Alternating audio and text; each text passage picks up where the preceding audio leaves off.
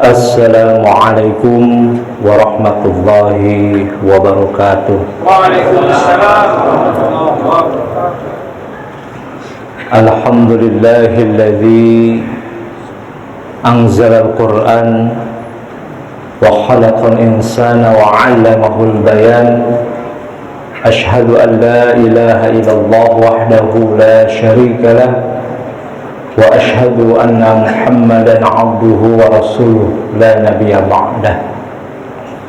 Allahumma shalli wa sallim 'ala nabiyyil ummah wa 'ala alihi wa sahbihi ajma'in, amma ba'd.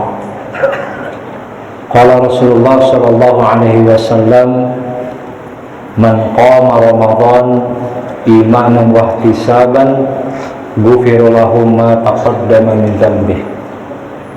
Barang siapa yang mendirikan qiyam Ramadan dilandasi dengan iman dan penuh pengharapan kepada Allah, ghufira lahu ma taqaddama min dzambih, diampuni dosa-dosanya yang telah lalu. Hadirin kaum muslimin dan muslimat rahimakumullah. Setiap manusia yang dilahirkan ke dunia ini pasti menginginkan hidupnya selamat dan bahagia. Tidak ada satupun manusia yang hidup di muka bumi ini menginginkan hidupnya tidak selamat dan hidupnya sengsara. Bagi seorang muslim dan muslimah, yang namanya keselamatan dan kebahagiaan itu bukan hanya saja diraih ketika hidup di dunia, tapi keselamatan dan kebahagiaan itu harus dan wajib diraih di akhirat kelak. Sebagaimana doa yang selalu kita panjatkan kepada Allah, Rabbana atina fid dunya hasanah wa fil akhirati hasanah wa qina adzabannar. Doa yang pastinya kita sudah hafal nih semua doa, yang mana intinya adalah permohonan kita kepada Allah agar kita diberikan keselamatan oleh Allah, kebaikan hasanah di dunia maupun di akhirat. Itulah doa yang kita inginkan. Nah, pertanyaannya, bagaimana agar kita mendapatkan keselamatan, kebaikan hasanah dan kebahagiaan di dunia maupun di akhirat? Nah, untuk menjawab pertanyaan tersebut, mari kita bersama-sama merenungi satu ayat Al-Quran, surah Ar-Ra'd ayat 29. Allah Subhanahu wa ta'ala berfirman, A'udzu billahi minasyaitonir rajim. Alladzina amanu wa 'amilus shalihati tuba lahum wa husnu ma'ab. Nah, dalam ayat ini Allah Subhanahu wa ta'ala menjanjikan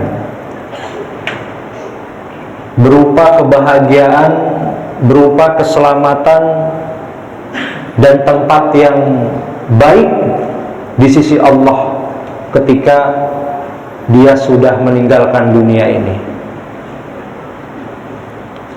Tapi ada syaratnya. Syaratnya apa?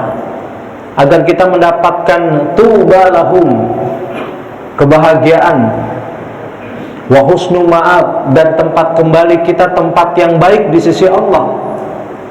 Syaratnya cuma dua menurut ayat ini. Yang pertama adalah alladzina amanu, yaitu orang-orang beriman.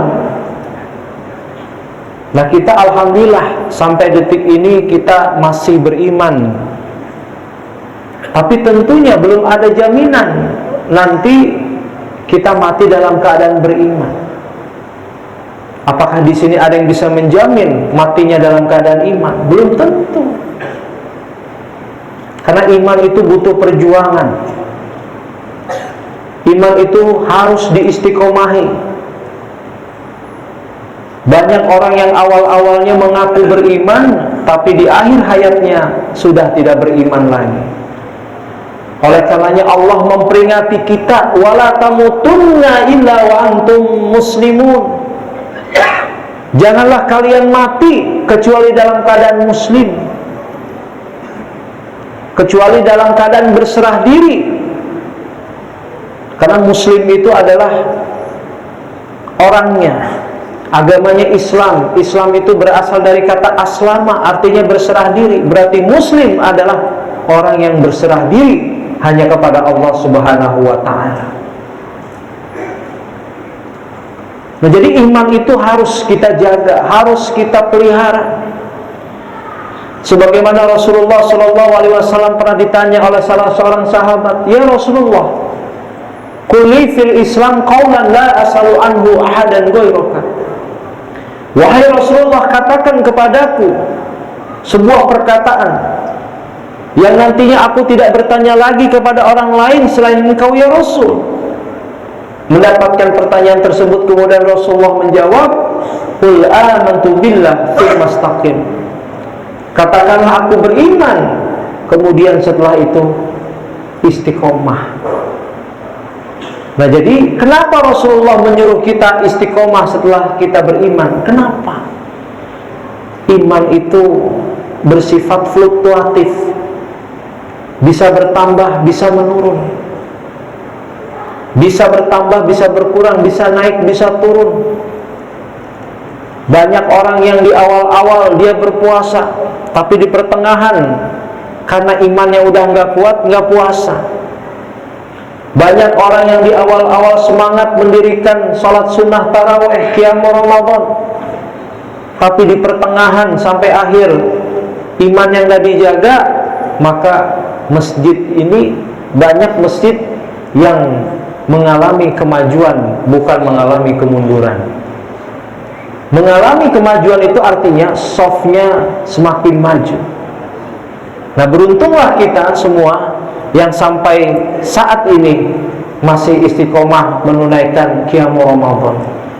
Karena Rasulullah berkata, barang siapa yang mendirikan qiyam Ramadan, man qama Ramadan imanan wa ihtisaban, dilandasi dengan iman dan penuh pengharapan kepada Allah, ghufira lahu ma taqaddama min dzambi, diampuni dosa-dosa yang telah lalu.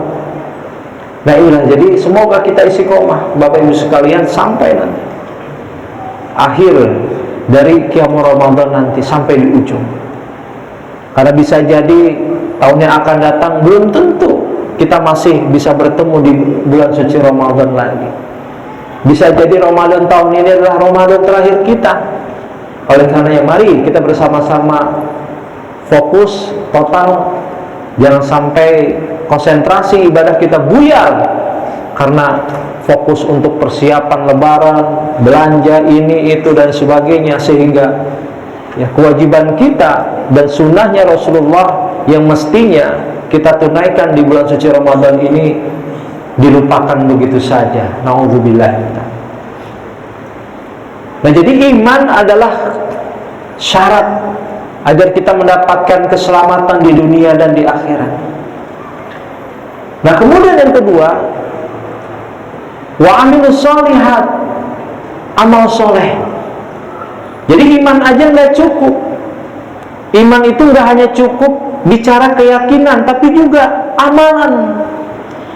Bahkan dalam Quran kata iman dan amal itu nggak bisa dipisahkan. Alladzina amanu wa amilus sholihat. Jadi syarat yang kedua agar kita selamat di dunia dan mendapatkan tempat yang terbaik di sisi Allah adalah selalu senantiasa beramal soleh. Nah, amal soleh itu di dalamnya terdapat 4 unsur, yang mana 4 unsur ini harus ada dalam amal soleh. Sebagaimana dalam sebuah tafsir Al-Baghawi mengutip dari pendapatnya Mu'adz, qala Mu'adz, al-amalu shalih alladzi fihi arba'atu asya. Amal soleh itu di dalamnya terdapat 4 unsur. Yang pertama adalah al-ilmu. Maksudnya amal soleh itu harus didasari dengan ilmu. Jangan sampai kita beribadah, beramal soleh, tapi kita nggak tahu tujuan dan dalilnya, dasar hukumnya apa. Kita puasa nggak tahu tujuannya apa puasa. Sehingga kalau beribadah tanpa didasari dengan ilmu, ini berbahaya, sangat berbahaya. Beragama tanpa didasari dengan ilmu, beriman tanpa didasari dengan ilmu, bahaya sekali. Berislam tanpa didasari dengan ilmu, bahaya sekali. Oleh karenanya, ya, beramal soleh itu harus didasari dengan ilmu. Dengan ilmu kita dapat mengetahui mana amal soleh yang memang benar dicontohkan oleh Rasulullah, dan mana amalan yang dilarang dan tidak dicontohkan oleh Rasulullah. Nah, dalam saum Ramadan ini banyak sekali amal-amal yang perlu kita lakukan sebagaimana tuntunan Rasulullah SAW. Contohnya misalkan dimulai dari sahur. Sahur itu adalah sunnah Rasulullah. Jangan sampai kita menyepelekan sahur, mentang-mentang nggak nafsu makan sahur, akhirnya malas sahur. Padahal kata Rasulullah, tasahharu fa inna fis suhuri barokah. Sahurlah kalian, sesungguhnya dalam sahur itu terdapat barokah, keberkahan. Nah, jadi itu salah satu contoh. Nah, dengan ilmu juga kita dapat mengetahui apa yang dilarang dalam puasa. Kata Rasulullah, laisa siyamu minal akli wasyarab. Bukanlah puasa itu hanya sebatas menahan makan dan minum. Innamas siyamu minal lagwi warrafath. Sesungguhnya puasa itu juga menahan lagwi. Lagwi itu artinya adalah perkataan yang sia-sia, perkataan yang tidak berfaedah, ngegosip gitu ya. Warafat, perkataan yang mengandung unsur pornografi atau perkataan jorok. Jadi puasa nggak boleh ngomong jorok. Nah, inilah pentingnya kita punya ilmu. Jadi dalam beramal soleh harus didasari dengan ilmu. Kata Rasulullah, man salaka tariqan yaltamisu fihi ilman sahalallahu lahu bihi tariqan ilal jannah. Barang siapa yang menempuh jalan untuk menuntut ilmu, maka Allah mudahkan baginya jalan menuju surga. Jadi hati-hati, beragama tanpa ilmu, hati-hati. Berislam, beriman, beramal tanpa ilmu, wah, waspada itu. Bisa jadi apa yang diamalkan itu tidak sesuai dengan perintah Allah dan tuntunan Rasulullah SAW. Nah, kemudian unsur yang kedua dalam amal soleh itu adalah waniyah, kata Mu'adz. Artinya niat. Niat itu apa? Niat itu al-qasdu, maksud, azimatul qalb, keinginan hati. Nah, dalam beramal soleh ini harus diniatkan karena Allah Subhanahu wa ta'ala. Nah, kemudian unsur yang ketiga adalah was-sabr, sabar. Dalam beramal soleh itu harus didasari dengan kesabaran. Jangan sampai kita berpuasa tapi nggak sabar, puasa tapi marah-marah, puasa tapi tidak mampu mengendalikan emosinya. Ya, bagaimana mau menjadi orang yang bertakwa melalui puasa kalau dia tidak mampu menahan amarah? Karena orang yang bertakwa itu adalah wal kaziminal ghaiz, mampu menahan amarahnya. Nah, jadi jangan sampai kita puasa tapi nggak bisa menahan emosi, nggak bisa menahan lisannya tadi, nggak bisa menahan pandangannya. Inilah yang dikhawatirkan oleh Rasulullah, kam min shaimin laisa lahu min siyamihi illal juwal atas. Berapa banyak orang berpuasa tapi tidak dapat apa-apa. Yang dia dapatkan illal ju, lapar, wal atas, haus. Ya. Nah, jadi dibutuhkan kesabaran dalam beramal soleh. Ya, sholat dibutuhkan kesabaran, ya, kemudian berpuasa, menunaikan ibadah umroh, ibadah haji, ya, dibutuhkan namanya kesabaran. Nah, unsur yang terakhir, yang keempat dalam amal soleh adalah al-ikhlas. Jadi al-ikhlas itu kalau secara bahasa artinya adalah murni. Jadi ikhlas dalam beramal soleh maksudnya adalah memang murni dia melakukan amal soleh karena Allah Subhanahu wa Ta'ala, ya. Jadi beramal itu jangan sampai motivasinya karena memang ingin mendapatkan penilaian dari orang. Dia beribadah karena ingin mendapatkan penilaian dari orang lain, ya. Oleh karenanya yang namanya ikhlas itu memang benar-benar dilakukan karena Allah, bukan karena ingin dinilai oleh orang lain. Kata Ibnu Qayyim al-Jauzi, ada 3 hal yang dapat merusak keikhlasan kita dalam beramal soleh. Yang pertama adalah riya. Nah, riya ini ingin dilihat, pamer, ya. Ini bahaya sekali ini, ya. Ini dapat merusak keikhlasan kita dalam beramal soleh. Kemudian yang kedua adalah yakni sum'ah. Sum'ah ingin dilihat, ingin didengar. Kalau tadi ingin dilihat riya, sum'ah ingin didengar. Nah, yang terakhir adalah ujub, membangga-banggakan amal ibadah yang pernah diperbuat, harapannya mendapatkan sanjungan, popularitas. Jadi orientasinya bukan untuk meraih keridhaan Allah, tapi orientasinya masih keduniawian. Sibuk mencari penilaian orang, ya, agar orang bisa menilai dirinya orang yang soleh, orang yang baik. Nauzubillahi min dzalik. Ciri-ciri orang ikhlas itu ada 3. Nah, ini nanti kita bisa mengevaluasi ini. Saya mengutip dari salah satu buku yang ditulis oleh almarhum Profesor Dr. Yunahar Ilyas. Judulnya Kuliah Akhlak, di mana di sana dibahas khusus tentang ikhlas. Jadi ikhlas itu ada 3 unsur di dalamnya. Yang pertama adalah unsur niat. Jadi niat karena Allah. Nah, tapi niat aja nggak cukup, ada unsur yang kedua. Apa? Sungguh-sungguh. Karena orang yang ikhlas itu adalah orang yang sungguh-sungguh dalam beribadah. Ketika melakukan sesuatu, orang ikhlas itu nggak bercanda, nggak main-main. Ketika sholat dia sungguh-sungguh, itu orang ikhlas. Ada orang kan niatnya sholat, tapi ketika sholat nggak sungguh-sungguh, pikirannya kemana, hatinya kemana. Ada orang yang berpuasa, niat udah oke, tapi belum sungguh-sungguh. Puasanya ya hanya mampu menahan lapar dan haus saja. Keikhlasan itu menuntut adanya kesungguhan, sungguh-sungguh. Nah, yang terakhir adalah manfaat atau faedah. Orang ikhlas itu ketika melakukan sesuatu pastinya memberikan manfaat. Dia tidak akan pernah melakukan sesuatu yang tidak berfaedah. Yang dia lakukan berfaedah, bermanfaat untuk dirinya, bahkan bermanfaat untuk orang lain.